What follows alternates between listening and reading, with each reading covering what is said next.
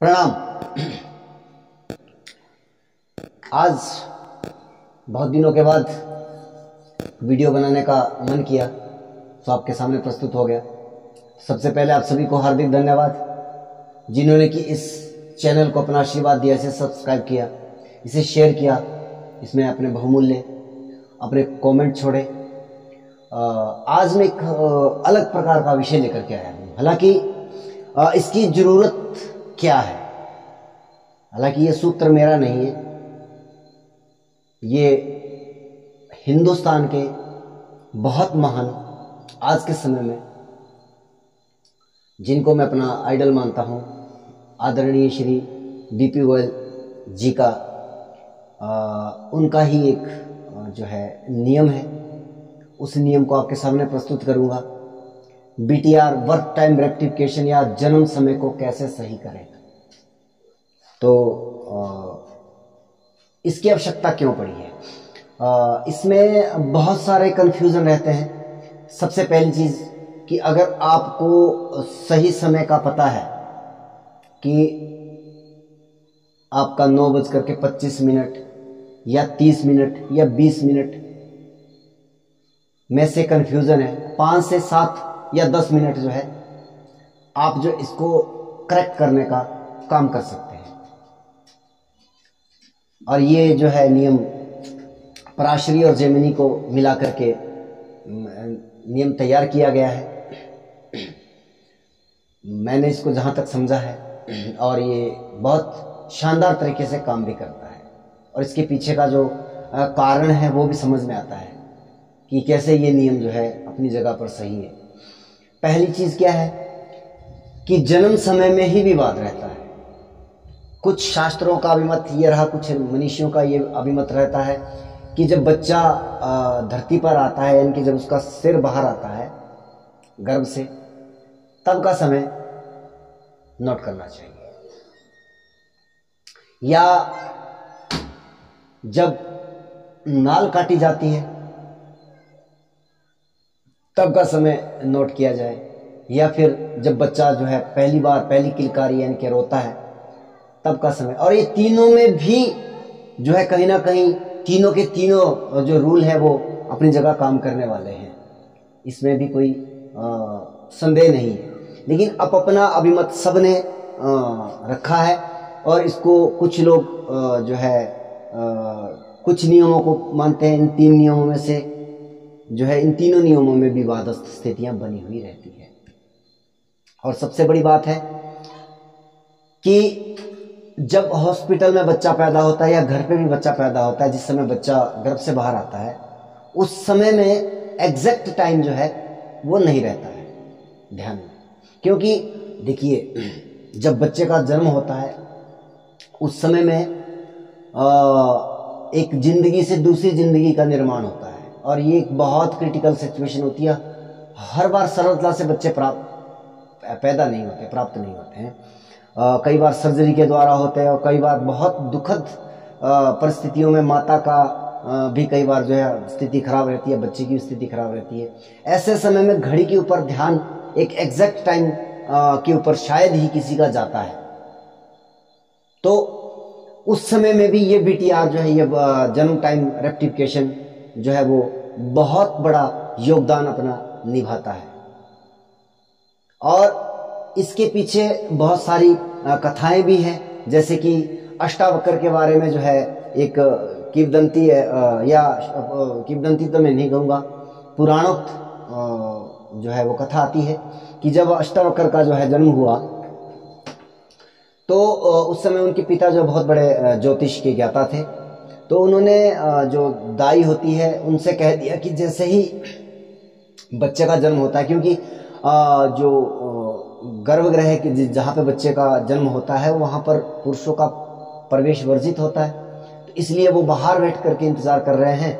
और उन्होंने दाई से कहा कि आप जो है जैसे ही बच्चा पैदा होता है आपने मुझे वो क्या करना है कि वहाँ से पत्थर फेंकना है अंदर कमरे से, तो मैं समझ जाऊँगा कि ये टाइम में बच्चा पैदा हो गया।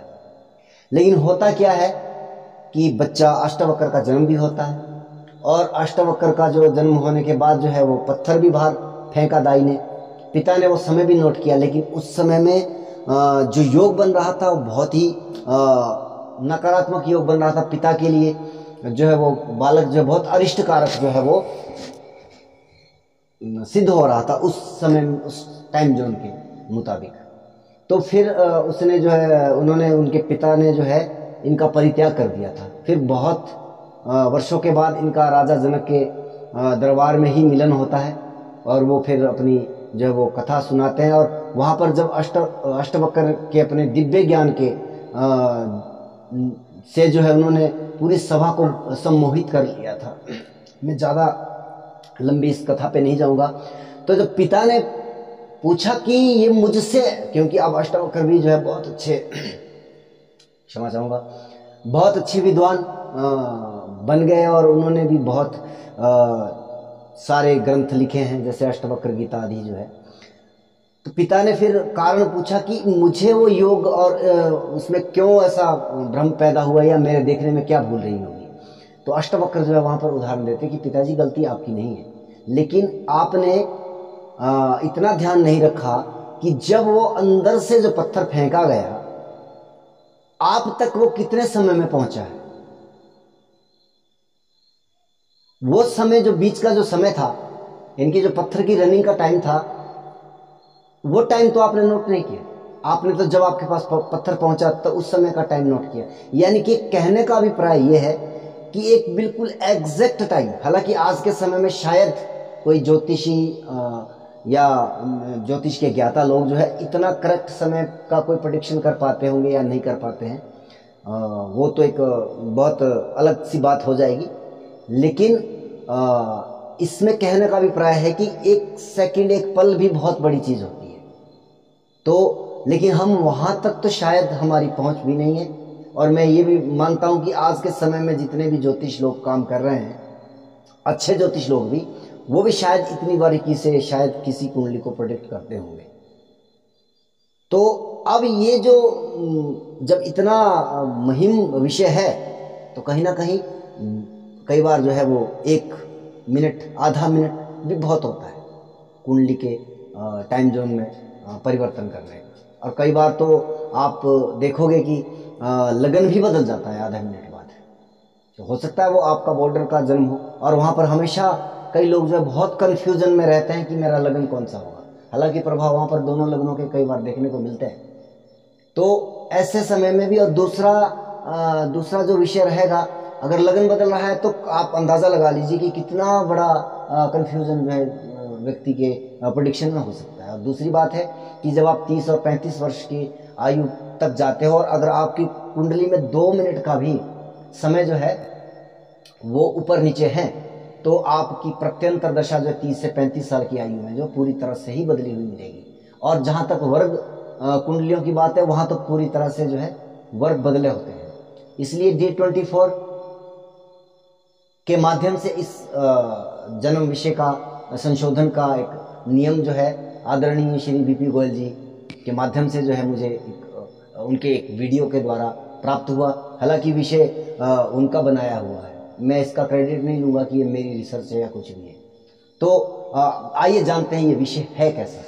सबसे पहली बात है कि जेमिनी के 7 कारक होते हैं: आत्मकारक, अमात्य कारक, भ्रातृकारक, मातृकारक और पुत्र कारक, ज्ञाति कारक और जो है दारा कारक। ये 7 कारक होते हैं। तो इसमें जो सबसे हाईएस्ट डिग्री का प्लेनेट होता है, ग्रह होता है, उसको कहते हैं आत्मकारक, और उससे कम वाला अमात्य कारक, उससे कम वाला भ्रातृकारक, उससे कम वाला मातृकारक। तो आपको मातृकारक ग्रह से मतलब है। यहाँ पर आप अपने लगन कुंडली से, हालांकि मैं यहाँ पर उसको शायद नहीं आपको समझा पाऊंगा, वहाँ पे आपको कंफ्यूजन ज़्यादा रहेगा। आप चौथे नंबर का जो प्लेनेट है ऊपर से नीचे की तरफ, यानी कि जो हाईएस्ट प्लेनेट, हाईएस्ट डिग्री वाला है, जैसे मान लीजिए कोई आपका ग्रह 29 डिग्री पर बैठा है या उससे भी ऊपर, उसमें देखिए कला भी आपको कैलकुलेट करनी है, डिग्री, मिनट, सेकेंड, अंश, कला, विकला। तो वहाँ पर भी आपको 1-2 कलाओं का अंतर, आपको वहाँ पे विकला का अंतर आपको अवश्य मिलेगा। अगर कहीं ना कहीं आपको 2 या 3 प्लेनेट आपको 29 डिग्री पे मिलेंगे, तो भी आपने वहाँ पर कला विकला पर भी ध्यान देना है। तो जो आपका मातृकारक ग्रह है उसको उठा करके आप सीधे जो D24 में चले जाएंगे, D24 यानी कि चतुर्विंशांश कुंडली। यहाँ पर हम शिक्षा के लिए देखते हैं कि शिक्षा कैसी रहेगी जातक की। और देखिए ये विषय जेमिनी में चतुर्थ भाव, जो चौथा भाव है हमारा, चौथा भाव है वो शिक्षा के लिए देखा जाता है जेमिनी, और चौथा भाव हमारा जो है वो शिक्षा के लिए देखा जाता है, और पराशरी में जो पंचम भाव को शिक्षा के लिए देखा जाता है। हालांकि इसमें और बहुत सारे बिंदु हैं, लेकिन मैं सामान्य तौर पर जो एक इंटेलिजेंसी की बात कर रहा हूँ वो बात आप समझें। तो D24 में आपको पंचम भाव पर दृष्टि डालनी है।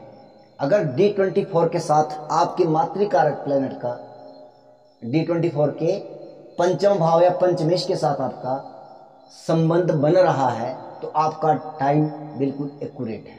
अगर 5 से 7 मिनट की बात कर रहा हूँ, अगर वो नहीं मिल रहा है या आपका मातृकारक आपके पंचम भाव में ही बैठा है D24 में, या वो दृष्टि दे रहा है पंचम भाव को कहीं से भी बैठ करके, है ना, 11 से तो देगा सातवीं दृष्टि, वहां पे तो पक्की बात है। लेकिन कई बार मातृकारक अगर आपका गुरु हुआ तो लगन से भी देख सकता है, नवम भाव से भी देख सकता है।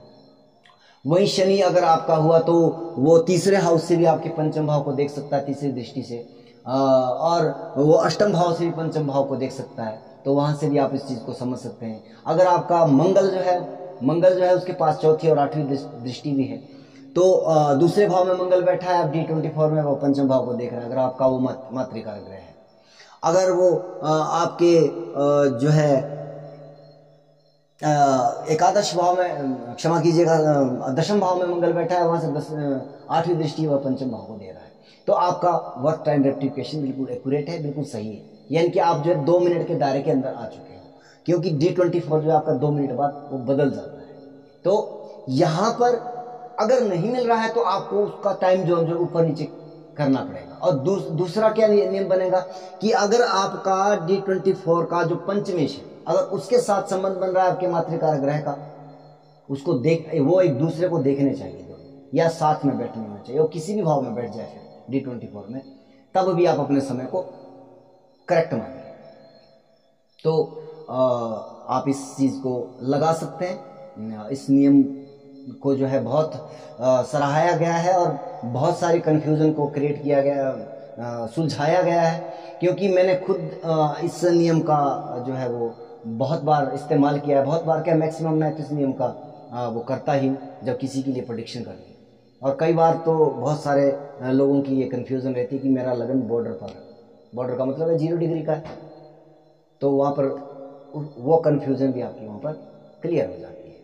तो ये विषय आप बहुत बेहतर विषय है। आप इसको जो है अपने चार्ट पर लगाइएगा, आप अपने जो है जन्म समय को बिल्कुल एक्यूरेट कर सकोगे।